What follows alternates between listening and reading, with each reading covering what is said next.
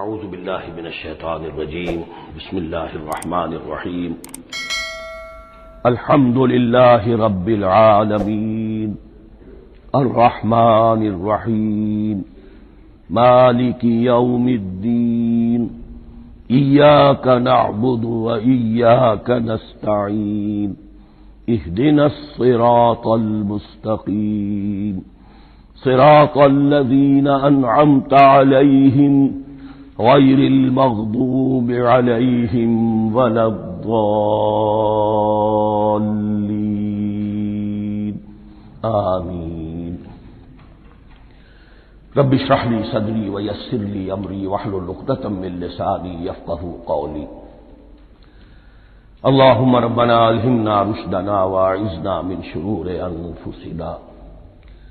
اللهم أرنا الحق حقا وارزقنا اتباعه وأرنا الباطل باطلا وارزقنا اجتنابه۔ اللهم ربنا يسر لنا أمورنا كلها وأتمم لنا بالخير وتقبل منا فإنك خير المتقبلين آمين يا رب العالمين۔ معزز حاضرین اور محترم خواتین، ہم اللہ کے نام سے اس سال کی نماز تراویح کے ساتھ دورہ ترجمہ قرآن کا آغاز کر رہے ہیں۔ اس سے پہلے میں عرض کر چکا ہوں کہ اب میری عمر بھی کافی ہو چکی ہے، قمری حساب سے 68 برس مکمل ہو چکے ہیں، اور مختلف قسم کے عوارض بھی مجھے لاحق ہیں، اور بہت سے احباب نے اور رفقا نے مشورہ دیا تھا کہ میں اتنا بڑا بوجھ اپنے ذمے نہ لوں، لیکن میں نے خالصتاً توکلاً علی اللہ اس کی ہمت کی، اس کا ارادہ کیا، اس کے لیے اہتمام بھی خصوصاً ہوا ہے۔ مجھے اندازہ ہے کہ اب میرے خیالات کی جو رو ہے وہ اب اتنی تیز نہیں ہے جتنی کبھی ہوا کرتی تھی۔ کراس ریفرنسز بھی جو ہیں قرآن حکیم کے وہ اتنے مستحضر نہیں ہیں جتنے کبھی ہوتے تھے، بلکہ واقعہ یہ ہے کہ میری زبان بھی بعض اوقات لڑکھڑاتی ہے، اس لیے کہ مجھے جو ادویات استعمال کرنی پڑتی ہیں ان کا اعصاب پر بھی اثر ہوتا ہے، اور جو ہمارے اعضائے رئیسہ ہیں ان پر بھی اثر ہوتا ہے۔ بہرحال ان سب کے علی الرغم اللہ کا نام لے کر آغاز کر رہے ہیں۔ میری انتہائی نگارش یہی ہے، تیرے نام سے ابتدا کر رہا ہوں۔ ابھی میں نے سورہ فاتحہ کی تلاوت کی اور آپ نے سماعت فرمائی۔ یہ سورہ مبارکہ مصحف کے اعتبار سے تو پہلی سورت ہے ہی، سب کو معلوم ہے، لیکن یہ بھی نوٹ کر لیجئے کہ یہ نزول کے اعتبار سے بھی سب سے پہلی مکمل سورت جو حضور پر نازل ہوئی وہ یہی ہے۔ اس سے قبل متفرق آیات نازل ہوئی، 5 آیتیں سورہ علق کے آغاز میں، کچھ آیتیں سورہ قلم یا سورہ نون کے آغاز میں، کچھ آیتیں سورہ مزمل کی ابتدا کی، کچھ آیتیں سورہ مدثر کے آغاز کی۔ 5ویں وحی تقریباً اس پر اجماع ہے کہ یہ سورۃ الفاتحہ کی ہے، اور یہ مکمل سورت ہے جو حضور پر نازل ہوئی۔ سورۃ الفاتحہ کے معنی ہوئے افتتاحی سورت، فتح یفتح کے معنی ہے کھولنا، مفتاح کنجی کو کہتے ہیں، چابی کو۔ تو یہ اوپننگ سورہ آف دی قرآن، قرآن حکیم کی افتتاحی سورت۔ ویسے جیسا کہ میں تعارف قرآن کے ضمن میں عرض کر چکا ہوں، عربوں کا یہ مزاج تھا کہ جس چیز سے انہیں خصوصی محبت ہوتی تھی اس کے بہت سے نام رکھتے تھے۔ اس کے بھی بہت سے نام ہیں۔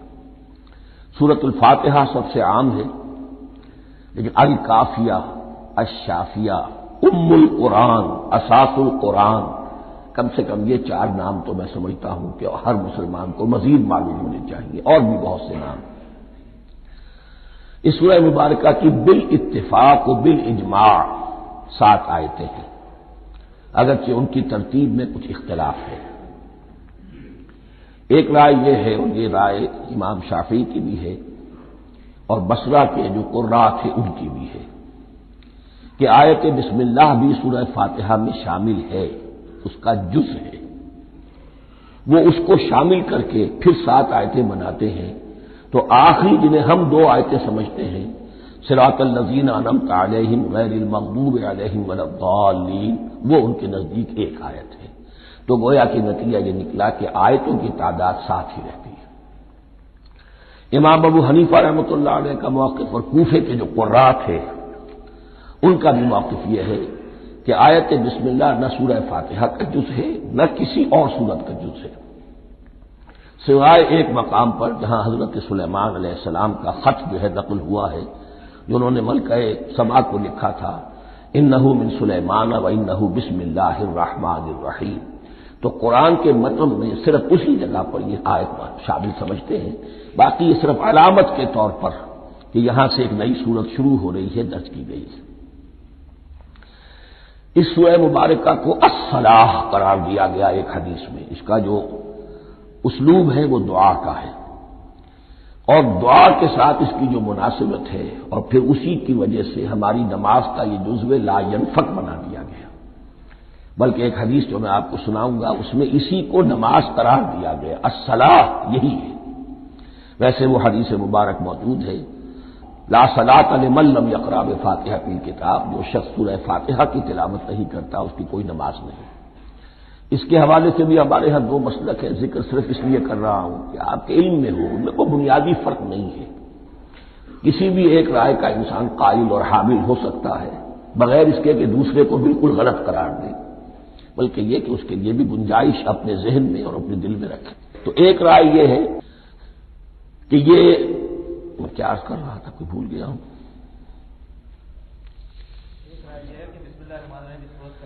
جی، اور دوسری آیت یہ ہے کہ اس کا حصہ نہیں ہے، اسی اعتبار سے یہ کہ یہ سورہ مبارکہ نماز میں پڑھی جانی ضروری ہے، لا صلاۃ لمن لم یقرأ بفاتحۃ الکتاب۔ البتہ یہ اختلاف ہے، یہ بات جو میں ذکر کر رہا تھا جو ذہن سے نکل گئی، کہ آیا مقتدی جو ہے امام کے پیچھے کھڑا ہو کر جب نماز پڑھ رہا ہو تو کیا اس صورت میں بھی اس کے لیے لازم ہے کہ سورہ فاتحہ پڑھیں؟ اس میں 2 رائے ہو گئی، بلکہ 3۔ ایک رائے انتہائی ہے اور وہ فقہ حنفی کی طرف منسوب ہے کہ اگر آپ امام کے پیچھے مقتدی کی حیثیت سے نماز پڑھ رہے ہیں تو کسی بھی رکعت میں آپ سورہ فاتحہ نہیں پڑھیں گے۔ ایک دوسری بالکل برعکس رائے ہے، وہ امام شافعی رحمۃ اللہ علیہ کی ہے کہ ہر حالت میں چاہے امام جہری رکعت پڑھا رہا ہو جس میں وہ بلند آواز سے سورہ فاتحہ پڑھ رہا ہو، اور چاہے وہ سری رکعت ہو، ہر حالت میں مقتدی کو بھی پڑھنی ہے۔ ایک تیسری رائے بین ہے، وہ امام مالک کی ہے رحمۃ اللہ علیہ، کہ جو سری رکعت ہے جس میں کہ امام بھی خاموشی سے پڑھ رہا ہے مقتدیوں کو بھی پڑھنی چاہیے، جو جہری رکعت ہے جس میں کہ امام بلند آواز سے پڑھ رہا ہے اس میں مقتدیوں کو خاموش رہ کر پوری توجہ جو ہے سننے پر صرف کر دینی چاہیے۔ اذا قرئ القرآن فاستمعوا له وانصتوا، جب قرآن پڑھا جا رہا ہو تو پوری توجہ اس کے پڑھنے پر مرکوز کر دو اور خود خاموش رہو۔ میرے اپنی رائے میں یہ تیسری رائے سب سے زیادہ صائب ہے اور اس میں کسی طرح کی بھی کوئی پیچیدگی پیدا نہیں ہوتی۔ بہرحال اس سورہ مبارکہ کا جو اسلوب ہے میں نے عرض کیا دعائیہ ہے، البتہ قرآن مجید کے علم اور حکمت کے اعتبار سے، اس کے فلسفے کے اعتبار سے ایک بات سمجھ لینی چاہیے۔ قرآن کا فلسفہ یہ ہے کہ بنیادی ہدایت ہر انسان کے دل میں موجود ہے، بالقوہ، پوٹینشلی۔ یہ جو قرآن مجید یا اللہ کی کتابیں نازل ہوتی ہیں یہ انہیں ایکٹیویٹ کرتی ہیں، وہ اندر کی جو ڈورمنٹ کانشسنس ہے، خوابیدہ شعور جو ہے اسے بیدار کر کے اور پھر یہ کہ اسے اجاگر کرتی ہیں۔ ہر سلیم الفطرت انسان اور سلیم العقل انسان، 2 سلامتی شرط ہیں۔ سلیم الفطرت، نیچر پرورٹڈ نہ ہو، فطرت مسخ نہ ہو گئی ہو، عقل سلیم ہو، ان دونوں چیزوں کا نتیجہ یہ نکلتا ہے کہ وہ انسان از خود بغیر کسی وحی کی رہنمائی کے، بغیر کسی نبی کی تعلیم کے سے استفادہ کیے ہوئے از خود بھی کچھ حقائق تک پہنچ جاتا ہے۔ اور وہ حقائق کیا ہے؟ نمبر 1 یہ کہ اس کائنات کا ایک خالق ہے، وہ ایک ہے اور وہ تمام صفات کمال سے متصف ہے۔ نمبر 2 یہ کہ انسان کی زندگی صرف یہ زندگی نہیں ہے، بلکہ ایک اور زندگی ہے کہ جس میں اس زندگی کے اعمال کے نتائج برآمد ہوں گے۔ یہ دو باتیں، اس کی زیادہ وضاحت کے ساتھ جو ہے اس کا تذکرہ آئے گا سورہ لقمان میں، جہاں حضرت لقمان کی شخصیت کا تذکرہ ہے۔ لیکن یہاں صرف یہ بات سمجھ لیجئے کہ قرآن کا فلسفہ یہ ہے کہ ہر انسان میں، ہر فرد نوع بشر میں جو اپنی ولادت کے وقت مسلم ہوتا ہے، حضور کی حدیث ہے کل مولود یولد علی الفطرہ ابواہ یحودانہ او ینصرانہ او یمجسانہ، ہر بچہ نوع انسانی کا فطرت اسلام پر پیدا ہوتا ہے، وہ فطرت کے اندر وہ ہدایت ودیت ہے۔ اب اگر وہ فطرت بس نہیں ہوئی اور عقل جو ہے وہ صحیح رخ پر کام کر رہی ہے تو ان دو حقائق تک وہ انسان خود پہنچ جائے گا۔ لیکن ان دونوں حقائق تک پہنچنے کے بعد اب وہ دست بستہ دعا کرے گا کہ اے رب اب مزید ہدایت تو مجھے عطا فرما، اس لیے کہ میں کیا کروں کیا نہ کروں، میری عقل اس میں ٹھوکر کھا سکتی ہے، میں کسی اچھی چیز کو بری سمجھ سکتا ہوں، کسی بری کو اچھی سمجھ سکتا ہوں، تو مجھے صحیح راستہ، صحیح راہ ہدایت پر چلا۔ یہ دعا ہے جو انسان کرتا ہے جبکہ وہ ایمان باللہ اور ایمان بالآخرہ تک خود پہنچ چکا ہوتا ہے، اور یہ سمجھتا ہے کہ صحیح زندگی کا رخ یہی ہے کہ جس رب کو میں نے پہچانا ہے کہ وہ اس کائنات کا خالق ہے اور مالک ہے اور رب ہے، میں اس کی بندگی کروں، اس کی اطاعت کروں، اس کا حکم مانوں، اس کے راستے پر چلوں۔ لیکن وہ راستہ کون سا ہے؟ اس کے لیے پھر دست بدعا ہوتا ہے کہ پروردگار تو میری رہنمائی فرما۔ یہ مقام ہے کہ جہاں آپ سمجھ لیجئے اپنے آپ کو بھی آج اس جگہ پر تصور کرتے ہوئے پھر اس سورہ مبارکہ کو پڑھیے کہ آپ اس مقام پر اللہ کے فضل و کرم سے پہنچ چکے ہیں کہ اللہ کو آپ نے پہچان لیا اور اس کی توحید کو جان لیا، اس کی جملہ صفات کمال سے آپ واقف ہو گئے، آپ یہ بھی جان گئے کہ بڑھ کر اس کے حضور میں حاضر ہونا ہے اور وہ حساب کتاب لے گا۔ پھر آپ نے یہ عہد بھی کر لیا کہ اب زندگی گزارنی ہے اس رب کی بندگی میں، اسی کی فرما برداری میں۔ اب یہاں کھڑے ہو کر آپ پوچھتے ہیں کہ اللہ مجھے وہ تفصیلی ہدایت عطا فرما، ایسا نہ ہو کہ کبھی میں کسی راستے پر چلتا ہوا کسی پگڈنڈی پر مڑ جاؤں اور وہ تھوڑی سی جو ڈیویشن ہو میرے راستے کی وہ میری عاقبت کو برباد کر دے۔ یک لحظہ غافل گشتب و صد سال راہم دور شد، اس لیے کہ ہوتا یہی ہے صیدھے راستے سے ذرا سی کوئی پگڈنڈی جو ہے تھوڑے سے اینگل پر نکلی ہے، لیکن جب چلتے جائیں گے آپ تو جتنے آگے بڑھیں گے اس پر، اس راہ صراط مستقیم سے آپ اتنے ہی زیادہ دور ہوتے چلے جائیں گے۔ یہ ہے قرآن مجید کی حکمت اور فلسفے کے اعتبار سے اس سورہ مبارکہ کا مقام۔ اب آئیے ہم بسم اللہ کرتے ہیں۔ بسم اللہ الرحمن الرحیم، شروع کرتا ہوں میں اللہ کے نام سے جو رحمان اور رحیم ہے۔ اس پر کچھ گفتگو ہو چکی ہے تعارف قرآن کے ضمن میں کہ رحمان اور رحیم دو نام ہیں کہ جو رحمت کے مادے سے نکلتے ہیں۔ رحمان میں اللہ تعالی کی رحمت کا جوش ہے، جانی کیفیت، طوفانی کیفیت، اور رحیم میں اللہ تعالی کی رحمت کا دوام اور تسلسل۔ یہ دونوں کیفیات اللہ کی رحمت میں بیک وقت موجود ہیں، جس کا ہم تصور نہیں کر سکتے۔ ہم سمندر کو دیکھتے ہیں متلاطم سمندر ہے، اس میں ہے جان ہے، طوفان ہے۔ دریا کو دیکھتے ہیں کہ وہ سکون کے ساتھ چل رہا ہے، خاموشی سے چل رہا ہے، بہہ رہا ہے، بس تسلسل کے ساتھ بہہ رہا ہے۔ ہم ان دونوں کیفیات کو علیحدہ علیحدہ دیکھتے ہیں تو ہمارا ذہن ان دونوں کو بیک وقت اس کا تصور نہیں کر سکتا، تخیل ممکن نہیں۔ لیکن اللہ کی رحمت کی یہ دونوں شانیں مستقلاً ہر وقت موجود ہیں بیک وقت، اسی لیے ان دونوں کے درمیان کہیں حرف عطف نہیں آئے گا۔ بسم اللہ الرحمن الرحیم، الحمد للہ رب العالمین، کل حمد، اور حمد کو ذہن میں رکھ لیجئے، حمد مساوی ہے تعریف جمع شکر۔ عام طور پر ترجموں میں ایک لفظ لایا جاتا ہے، کل تعریف اللہ کے لیے، یہ کافی نہیں ہے۔ تعریف آپ کسی شے کی کر سکتے ہیں جس میں کوئی حسن ہے، خوبی ہے، کسی بھی اعتبار سے، خواہ آپ کو اس کے حسن و خوبی سے کوئی فائدہ حاصل نہیں ہو رہا۔ ایک پھول ہے، بہت خوبصورت ہے، بس ٹھیک ہے، خوبصورت ہے، آپ نے کہا، تعریف کر دی۔ شکر کرتے ہیں آپ اس شے کا جس سے آپ کو کوئی فائدہ پہنچا ہو، استفادہ ہوا ہو، آپ کی کوئی ضرورت پوری ہوئی ہو، آپ کی کوئی مشکل رفع ہوئی ہو۔ اور آپ دیکھیں گے کہ حمد میں یہ شکر کا پہلو غالب ہے۔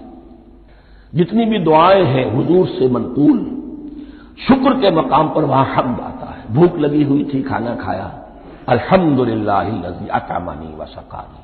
اب یہاں دیکھیے ترجمہ تعریف نہیں، شکر ہے اس اللہ کا جس نے مجھے کھلایا اور پلایا۔ آپ بیت الخلاء سے باہر آئے، نجاستیں آپ سے دور ہو گئی، طبیعت میں انشراح ہوا، الحمدللہ الذی اذھب عنی الاذی وعافانی۔ وہ شکر ہے اس اللہ کا جس نے اذیت بخش چیزیں مجھ سے دور کر دی اور مجھے عافیت بخشی۔ تو یہ الحمدللہ رب العالمین اللہ تعالیٰ کا حسن و کمال اور حسن و جمال اپنی جگہ بھی اس انتہا کا ہے کہ جتنی تعریف اس کا حق ہے ہم کر ہی نہیں سکتے، لیکن اس کے احسانات اور انعامات ہم پر اتنے ہیں کہ ہم ان کو بھی گن نہیں سکتے۔ لہذا ایک ہی احساء ہم نے کر دیا الف لام کے ساتھ، الحمدللہ رب العالمین۔ تمام تعریفیں اور کل شکر اللہ کے لیے ہیں کہ جو تمام جہانوں کا پروردگار ہے، رب ہے، مالک ہے۔ رب میں ایک مفہوم ہوتا ہے ربوبیت کا، اور اس میں مفہوم شامل ہوتا ہے تربیت کا، ربیانی صغیرہ۔ تو مالک ہونا اور تربیت دینا، آپ جس شے کے مالک ہوں گے آپ چاہیں گے اس میں بڑھوتری ہو، اس میں اضافہ ہو، وہ نشو و نما پائے۔ تو یہ دونوں چیزیں آپس میں ایک دوسرے کا جڑی ہوئی ہیں، پروردگار بھی اور مالک بھی۔ عام طور پر عربی میں رب کا لفظ مالک کے لیے آتا ہے، رب البیت، رب الدار، رب المال۔ تو مالک وہاں پر ظاہر بات ہے کہ اس سے مراد کیا ہے، مال والا، گھر والا، گھر کا مالک۔ تو کل شکر اور کل تعریف اس اللہ کے لیے ہے جو تمام جہانوں کا مالک بھی ہے اور پروردگار بھی ہے۔ الرحمن الرحیم، رحمان ہے اور رحیم ہے۔ اب دوبارہ اس کی میں وضاحت نہیں کروں گا۔ مالک یوم الدین، یوم دین کا مختار مطلق ہے۔ دین عربی زبان میں کہتے ہیں بدلے کو، دناہم کما دانو، کما تدینو تو دانو، یہ کہاوت ہے۔ جیسے اردو میں ہم کہتے ہیں جیسا کرو گے ویسا بھرو گے، کما تدینو تو دانو، تو یہ ہے بدلہ۔ اس کا بنیادی مفہوم جو ہے وہ بدلہ ہے۔ تو بدلے کا ایک دن ہے جس دن فیصلہ ہوگا کہ کون کیا کما کر لایا ہے، اسے کیا بدلہ ملنا چاہیے۔ آیا اس کا برائیوں کا پلڑا بھاری ہے کہ اسے سزا ملنی چاہیے، یا اس کی حسنات اور نیکیوں کا پلڑا بھاری ہے کہ اسے جزا ملنی چاہیے، اس کا انعام اور اکرام کے ساتھ معاملہ کیا جانا چاہیے۔ وہ ایک دن ہے، اسے ہم یوم القیامہ کہتے ہیں۔ اور لیکن اصل بات جو یہاں کہی گئی، یعنی ایک جملے میں تین باتوں کا اعتراف ہو رہا ہے۔ بعث بعد الموت، ایک دن آئے گا کہ ہم مرنے کے بعد تمام انسان اٹھا لیے جائیں گے، پھر حساب و کتاب، پھر اللہ کے ہاں حاضری ہوگی اور حساب کتاب ہوگا۔ اور تیسرے یہ کہ اس حساب کتاب کے دن کا مختار مطلق اللہ ہے، یعنی کسی اور کو اپنے ذہن میں سہارا بنا کر آپ زندگی گزاریں کہ وہ مجھے چھڑا لے گا، یا وہ ہستی جو ہے اتنی زوردار ہے کہ وہ مجھے بچا لے گی، اس سے اپنے دل کو، اپنے ذہن کو بالکل پاک کر لیجیے۔ مالک یوم الدین، ایک دوسری جگہ پر قرآن میں آیا ہے، اس روز کوئی پکارنے والا پکارے گا، لمن الملک اليوم للہ الواحد القہار، آج کے دن کس کا اختیار مطلق ہے؟ اور پھر کہا جائے گا اللہ کے لیے، الواحد قہار، جو پوری طرح چھایا ہوا ہے، بس تولی ہے۔ تو مالک یوم الدین، جو جزا و سزا کے دن کا مالک ہے۔ اب یہاں سے کلام ایک رخ بدل رہا ہے۔ ابھی تک تو یہ غائبانہ انداز میں کلام ہو رہا ہے، اللہ سے خطاب نہیں آیا اس میں ابھی۔ الحمدللہ رب العالمین الرحمن الرحیم مالک یوم الدین۔ اب خطاب ایاک نعبد و ایاک نستعین، ہم صرف تیری ہی بندگی کرتے ہیں اور کریں گے، اور ہم صرف تجھ ہی سے مدد مانگتے ہیں اور مانگیں گے۔ یہ ترجمہ میں کیوں کر رہا ہوں کہ یہ فعل مضارع ہے۔ عربی زبان میں فعل مضارع حال اور مستقبل دونوں کو کور کرتا ہے۔ ایاک کا جو ہے مفعول فاعلی جو ہے، مفعول جو ہے اس میں ضمیر مفعولی، اسے پہلے لا کر حشر کا مضمون پیدا ہو گیا۔ ہم تیری بندگی کرتے ہیں نہیں، ہم تیری ہی بندگی کرتے ہیں اور کریں گے۔ حال میں ترجمہ کیجئے تو یہ اظہار حال ہے، اور مستقبل میں ترجمہ کیجئے تو یہ ایک عہد ہے، قول و قرار ہے، بہت بڑا معاہدہ ہے۔ وَإِيَّاكَ نَسْتَعِينُ، اور صرف تجھی سے مدد مانگتے ہیں اور مانگیں گے۔ اس میں بھی حال کا ترجمہ اظہار حال، اللہ کرے کہ واقعی ہمارا حال وہی ہو، جب ہم یہ الفاظ کہتے ہیں تو واقعتاً ہم اس پر پورے اتر رہے ہوں کہ اسی کی بندگی کر رہے ہوں اور اسی سے ساری استعانت اور استمداد کر رہے ہیں۔ جہاں تک مستقبل کا تعلق ہے وہ پھر ایک عہد ہے، اہدنا الصراط المستقیم، یہ مقام وہ آ گیا کہ یہاں تک تو اے پروردگار ہم پہنچ گئے تیرے فضل سے، تیرے کرم سے، فطرت سلیمہ بھی تیری عطا کردہ تھی، عقل سلیم بھی تیری ودیعت کردہ تھی، ان دونوں کی روشنی سے ہم یہاں تک تو پہنچ گئے۔ اب ہماری جو ضرورت ہے، احتیاج ہے، وہ کیا ہے؟ اہدنا الصراط المستقیم، ہدایت بخش ہمیں سیدھے راستے کی۔ یہاں دو باتیں سمجھ لیجئے، انفرادی سطح پر انسان کے لیے نہ معلوم کتنے مرحلے آتے ہیں ہر روز کہ جس میں وہ ایک چھٹک کر کھڑا ہو جاتا ہے، یہ کروں یا یہ کروں، دو آلٹرنیٹو سامنے آ رہے ہیں، فیصلہ کرنا مشکل ہو رہا ہے، قدم قدم پر ہدایت کی ضرورت ہے۔ اور اجتماعی طور پر نوع انسانی تین بڑے بڑے تمدنی مسائل میں واقعہ یہ ہے کہ تسلیم کر لیا جانا چاہیے کہ عقل انسانی اس کو راستہ نہیں دکھا سکتی۔ عام معاشرتی سطح پر مرد اور عورت کے درمیان حقوق اور اختیارات کا کیا توازن ہو، ناممکن ہے، انسان طے نہیں کر سکتا۔ انسان یا مرد ہے یا عورت ہے، عورت سوچے گی اپنے لحاظ، اپنے جذبات کا، اپنے خیالات کا لحاظ رکھے گی، مرد کے جذبات و احساسات کا اس کا کوئی تصور ہی ممکن نہیں۔ مرد سوچے گا اسے اپنے احساسات معلوم ہے، لیکن یہ کہ عورت کے احساسات سے وہ نابلد ہے، ان کو محسوس کر ہی نہیں سکتا، لا محالہ وہ اپنے بارے میں وہ جو بھی نظام بنائے گا اس میں وہ اپنی بالادستی رکھے گا۔ وہ تو ایک ہی ہستی ہو سکتی ہے کہ جو دونوں کی خالق ہے، مرد کی بھی عورت کی بھی، اور اس کو دونوں سے محبت ہے، دونوں کا خیر خواہ ہے، دونوں کا رب ہے، دونوں کو پروان چڑھانا چاہتا ہے۔ اسی طرح فرد اور معاشرہ یا ریاست، حکومت اور ریاست ہمیشہ یہ چاہتی ہے کہ سارے اختیارات ہمارے ہاتھ میں آ جائیں، ٹوٹلیٹیرین سوسائٹی ہو، بس ہم حکم دیں اور لوگ اس پر چلیں۔ افراد یہ چاہتے نہیں، ہمیں آزادی ہونی چاہیے۔ اب آپ دیکھیے کہ دنیا میں کتنے جھگڑے چلتے ہیں اسی پر، فریڈم فریڈم فریڈم۔ وہ فریڈم واقعتاً اپنی جگہ پر ایک شے ہے، افراد کی آزادی ہونی چاہیے، لیکن افراد کی آزادی اتنی نہ ہو جائے کہ وہ مادر پدر آزاد ہو جائے، کوئی قانون، کوئی قاعدہ، کوئی اخلاقی کوئی حدود اور قیود جو ہے ان کا پابند نہ رہے۔ تو اب کہاں ہے وہ نقطۂ اعتدال کہ جس میں انسان کی انفرادی آزادی، انفرادی اختیار اور ادھر اجتماعی مصلحتیں جو ہیں ان کو بیلنس کیا جا سکے؟ انسان طے نہیں کر سکتا، صرف اللہ ہی اس کے لیے نظام دے سکتا ہے۔ تیسرا مسئلہ ہے سرمایہ اور محنت، اس میں کیا توازن ہو؟ سرمایہ اور محنت دونوں مل کر کچھ بنا رہے ہیں، کچھ پروڈیوس کر رہے ہیں۔ اب اس میں نفع جو ہوا ہے اس میں سرمایہ کا کتنا حصہ ہونا چاہیے اور لیبر کا کتنا ہونا چاہیے، کون طے کر سکتا ہے؟ اس کے لیے بھی کہ ایسا نہ ہو کہ سرمایہ داری جو ہے آکاش بیل بن کر پورے معاشرے پر چھا جائے اور غریب بیچارہ، مزدور بیچارہ، کاشتکار بیچارہ وہ گویا کہ چکی کے دو پارٹوں میں پس کر رہ جائے، اس کی کوئی حیثیت نہ رہ جائے۔ لیکن یہ کہ دوسری طرف اگر یہ کہ مزدور کا جو حق ہے اس سے زیادہ اس کو دے دیا جائے تو سرمایہ جو ہے وہ سکڑ جائے گا، شائی ہو جائے گا، وہ پھر میدان میں نہیں آئے گا۔ کیا کیا جائے؟ کون سا نقطہ عدل و اعتدال ہے؟ یہ تین مسائل ایسے ہیں، اہدنا الصراط المستقیم۔ تو یوں سمجھیے کہ ایک جو بنیادی ہدایت تھی، ایک اللہ کو پہچان لینا، یہ جان لینا کہ کل حسن و جمال اور تمام انعام و اکرام کا منبع اس کی ذات ہے، وہ رحمان ہے اور رحیم ہے، اور یہ جان لینا کہ مرنے کے بعد جی اٹھنا ہے، حساب کتاب ہے، فیصلہ ہوگا جزا و سزا کا، اور مختار مطلق اس دن کا اللہ ہے۔ پھر یہ عہد کر لینا ایاک نعبد و ایاک نستعین۔ اس کے بعد دعا، پروردگار ہمیں ہدایت پر قائم رکھ، ہماری ہدایت میں اضافہ فرما۔ اس ہدایت کے لفظ کو سمجھ لیجئے، بنیادی ہدایت، تفصیلی ہدایت، قدم قدم پر ہدایت، ہدایت پر ہدایت۔ والذین اہتدوا زادہم ہدی، جو لوگ ہدایت کے راستے پر آتے ہیں اللہ ان کی ہدایت میں اضافہ کرتا ہے۔ تو یہ قدم قدم پر ہمیں ہدایت کی ضرورت ہے اور مرحلہ وار ضرورت ہے۔ ہدایت اس کو بھی کہتے ہیں کہ کسی نے آپ سے کوئی پتہ پوچھا، آپ نے کہا ادھر جانا، پھر دوسری گلی میں مڑنا، پھر جانا دو تین لائٹیں چلے جانا، پھر مڑنا وغیرہ وغیرہ، یہ بھی ہدایت ہے، نظری طور پر آپ نے بتایا ہے۔ ایک ہدایت یہ ہوئی کہ بھائی میں چلتا ہوں آپ کے ساتھ، میں آپ کو وہاں تک پہنچا دوں گا تاکہ آپ کو دقت نہ ہو، آپ نے منزل تک پہنچا دیا۔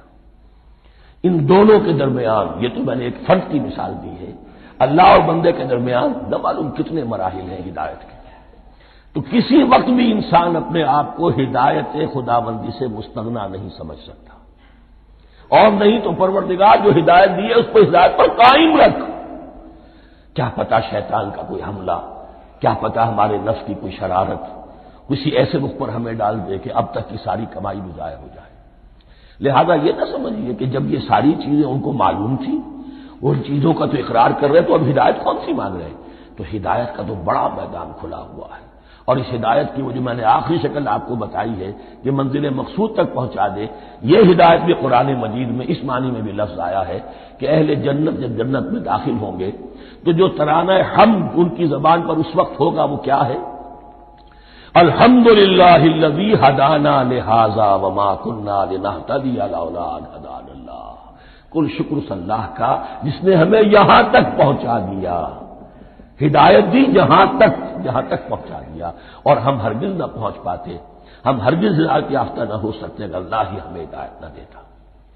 اہدنا الصراط المستقیم، سیدھا راستہ، صراط الذین انعمت علیہم، اب اس کی مزید وضاحت ہے، راستہ اس کا ان لوگوں کا جن پر تیرا انعام ہوا۔ یہ کون لوگ ہیں؟ اس کی وضاحت آپ کو ملے گی سورہ نساء میں، من یطع اللہ والرسول فاولئک مع الذین انعم اللہ علیہم من النبیین والصدیقین والشہداء والصالحین۔ چار طبقات ہیں منعم علیہم جن پر اللہ کا انعام ہوا ہے۔ چوٹی پر انبیاء کرام، اس کے بعد صدیقین کرام، اس کے بعد شہداء عظام، اس کے بعد عام صالح مسلمان، صالح ہو۔ یہ بیس لائن ہے، اس سے اوپر کا درجہ شہداء کا ہے، اس سے اوپر کا درجہ صدیقین کا ہے، اور پھر اس سے اوپر کا درجہ انبیاء کا ہے۔ انبیاء میں سے پھر وہ بھی ہوتے ہیں کہ جو اولو العزم میں من الرسل ہیں، لیکن یہ چار طبقات ہیں، ان کے راستے پر ہمیں چلا۔ غیر المغضوب علیہم ولا الضالین، جو مغضوب علیہم نہیں ہوئے، جن پر تیرا غضب نہیں ہوا، اور غضب ہوتا ہے ان پر کہ جو ہدایت کے واضح ہونے کے بعد ہدایت کو ترک کر دیں، وہ ہے مغضوب علیہم۔ جنہیں ہدایت مل گئی ہو، ہدایت کو پہچان لیا ہو، پھر اپنی شرارت نفس کی وجہ سے، اپنی نفسانیت کی وجہ سے، اپنے تکبر کی وجہ سے، اپنے حسد کی وجہ سے وہ اس حق کو رد کر دے، اس کو ترک کر دے، ان پر اللہ کا غضب آتا ہے۔ اور اس میں اس کی بہت بڑی مثال تاریخ کے اعتبار سے یہودی ہے۔ اللہ نے انہیں ہدایت دی، کتابیں عطا کی، تورات، انجیل، زبور، سینکڑوں نبی ان میں مبعوث کیے، 1400 برس تک نبوت کا تار ٹوٹا ہی نہیں، مسلسل۔ ابتدا میں بھی 2 نبی، موسیٰ اور ہارون، اور اختتام پر بھی 2 نبی، عیسیٰ اور یحییٰ علیہ الصلاۃ والسلام، اور ان کے مابین کوئی لمحہ نہیں آیا ہے تاریخ بنی اسرائیل میں جبکہ کوئی نہ کوئی نبی موجود نہ ہو۔ لیکن انہوں نے اپنی شرارت نفس کی وجہ سے ہدایت تورات سے بھی منہ موڑا، اور پھر سب سے بڑی بات یہ کہ ہدایت محمدی سے، ہدایت قرآنی سے بھی صلی اللہ علیہ وسلم منہ موڑا، وہ ہے مغضوب علیہم ولا الضالین، اور نہ ہی گمراہ ہوئے۔ یہ لفظ جو آتا ہے عربی زبان میں گمراہ کا بھی ہے اور تلاش حق میں بھٹکنے والے کا بھی ہے۔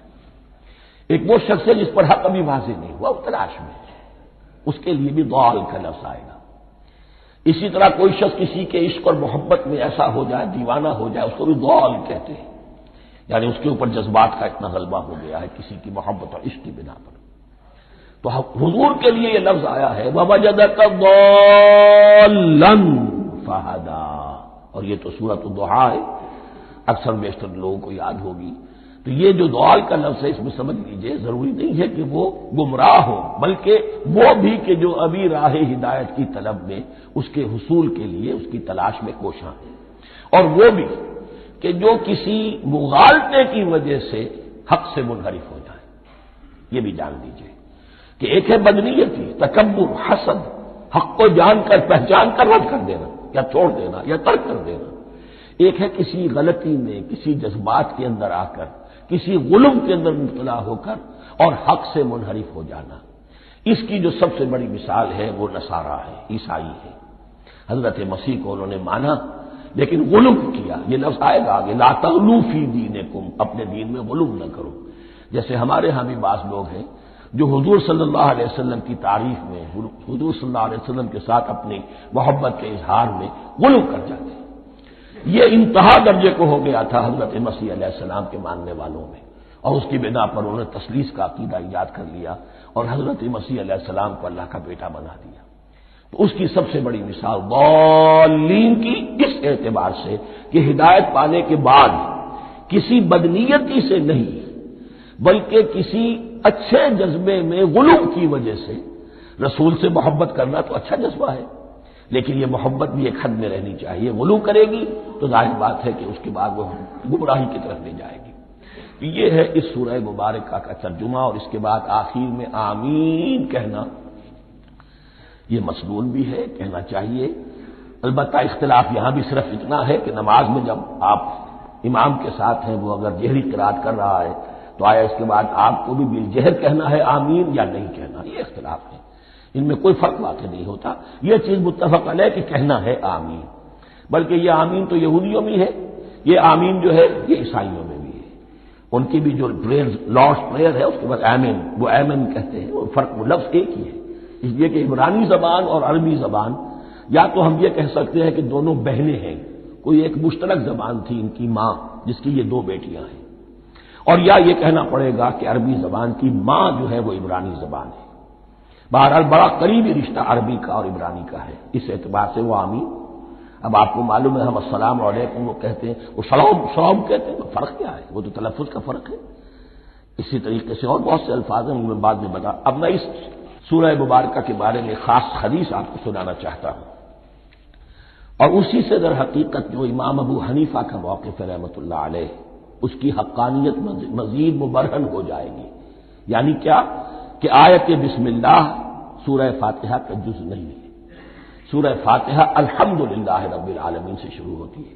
وہ میں آپ کو بتانا بھول گیا کہ جن کے نزدیک یہ سورت کا جز ہے وہ پھر جہری قرات میں بسم اللہ الرحمن بھی بلند آواز سے کہیں گے، اور جن کے نزدیک یہ سورہ فاتحہ کا جز نہیں ہے وہ نہیں کہیں گے، وہ الحمدللہ رب العالمین سے قرات کریں گے۔ تو کوئی فرق نہیں ہے بنیادی۔ یہ حدیث جو ہے یہ مسلم شریف میں ہے اور حدیث قدسی ہے، اس کے راوی حضرت ابو ہریرہ ہے رضی اللہ تعالی عنہ، اور اس حدیث میں اس صورت کے مضامین کا نہایت عمدہ تجزیہ کر دیا ہے۔ حدیث کے الفاظ سن لیجئے، قسمت الصلاۃ بینی و بین عبدی نصفین۔ اللہ تعالیٰ فرما رہے ہیں، حدیث قدسی ہے، میں نے نماز کو، صلاۃ کو اپنے اور اپنے بندے کے درمیان آدھا آدھا تقسیم کر لیا، فنصفھا لی ونصفھا لعبدی، اس کا نصف جو ہے وہ میرے لیے ہے اور نصف جو ہے وہ میرے بندے کے لیے ہے، ولعبدی ما سأل، اور جو میرے بندے نے مانگا میں اسے دوں گا، میرا وعدہ ہے یا میں نے اسے دیا۔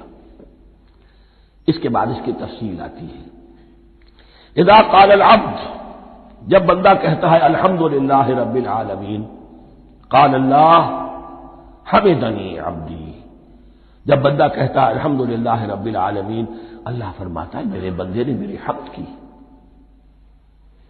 وَإِذَا قَالَ الرَّحْمَٰنُ الرَّحِيمُ قَالَ اللَّهُ اثْنَىٰ عَلَيَّ عَبْدِي، جب بندہ کہتا ہے الرحمن الرحیم، اللہ فرماتا ہے میرے بندے نے میری ثنا کی۔ وَإِذَا قَالَ مَالِكِ يَوْمِ الدِّينِ قَالَ اللَّهُ تَعَالَىٰ مَجَّدَنِي عَبْدِي، میرے بندے نے میری تمجید بیان کی، میری بزرگی بیان کی۔ اب یہ تین آیتیں ہو گئیں، تینوں میں اللہ کی حمد ہے، ثنا ہے، تمجید ہے، یہ تین آیتیں خالص اللہ کے لیے ہو گئی۔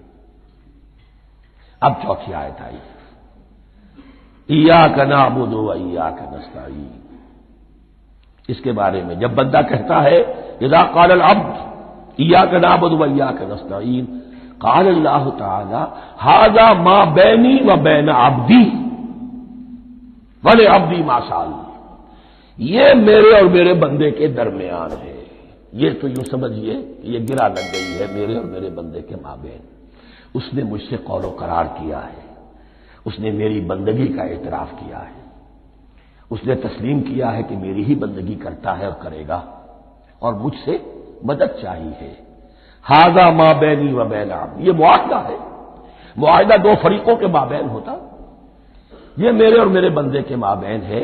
والے عبدی ما سأل، اور میں نے اپنے بندے کو دیا جو اس نے مانگا، وہ میری مدد چاہتا ہے، میری مدد اس کے شامل حال رہے گی۔